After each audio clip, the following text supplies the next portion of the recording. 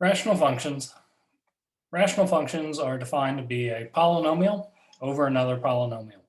So this looks awfully complicated, I know, with p of x, q of x, all of this, but just remember, numerator is going to be a polynomial, denominator is going to be a polynomial. First thing we'd like to do is understand how to find domains of rational functions. So all you have to know about this is we're not allowed to divide by 0. Right? We have rational functions. Our denominators are going to have x's with them for the most part. We're not allowed to divide by 0. So if we remove any values that would make the denominator equal 0, then everything else is in our domain. So let's do a couple examples real quickly on this. So we want to find the domain of x plus 3 over x squared minus 9. So for the domain question, we just have to be careful.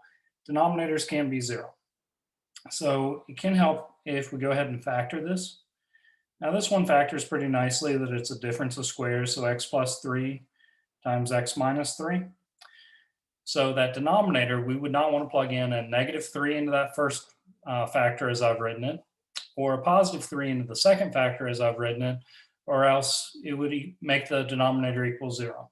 So the domain, we could say, well, we're not allowed to plug in negative 3, and we're not allowed to plug in positive 3, but usually what we want to do on our domains is give interval notation on this.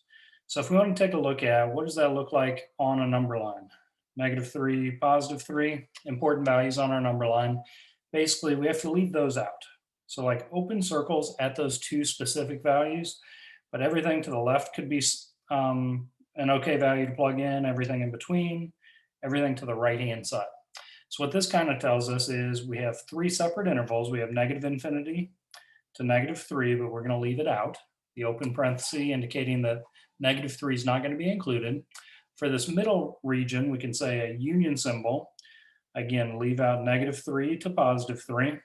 Leave out positive 3 because we have an open circle. It's not allowed to be plugged in. And then one more union from 3 to infinity. That accounts for all these values bigger than 3. So this is going to be our domain. We're allowed to plug in anything except for negative 3, and positive 3 should be fine. Now some students look at this and they're like, wait a second, can't we just cancel out the x plus 3s? We have an x plus 3 numerator and an x plus 3 denominator. I agree we can and we can't, okay? This could simplify down and we could say 1 over x minus 3, but these are not quite equal because they don't have the same domains. This is something we refer to as putting it into lowest terms.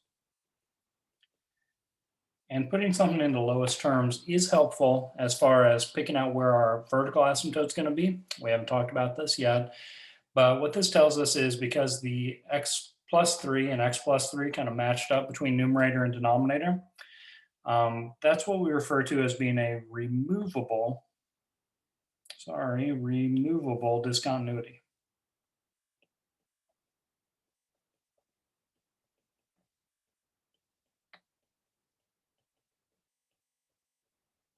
All right, so we could say we have a removable discontinuity at x equals negative 3. What that's going to do on our graph is it's going to be a hole in the graph, like one point that's not included with the rest of the graph, but it'll be a hole in the middle of our graph, like one point left out, like an open circle will indicate that. However, the x minus 3 did not get canceled out, so it was not a removable discontinuity. And what's going to happen there is that's where we're going to have a vertical asymptote.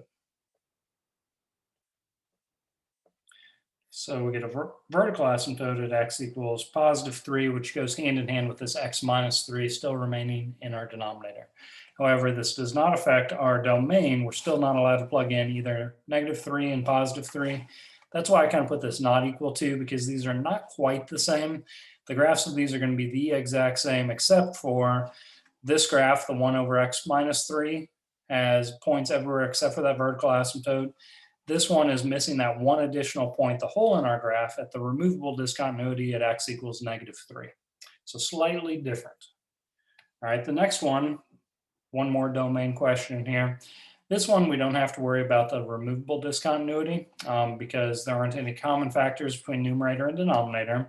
Instead, an easier question here on the domain, you don't want to plug in values that make your denominator be 0. So you would not want to plug in an x value of 1 for our first factor here. the 5 out in front doesn't do anything for us because it doesn't have an x with it that you would be substituting in for. And then the x minus 5, you would not want to plug in a positive 5.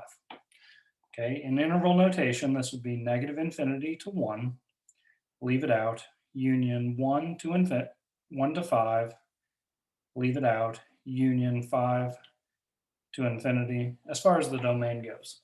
All right, so I hope this helps out in finding the domains. Domains and vertical asymptotes are going to go kind of hand in hand as we keep moving through a few more problems. Hope this helps. Bye.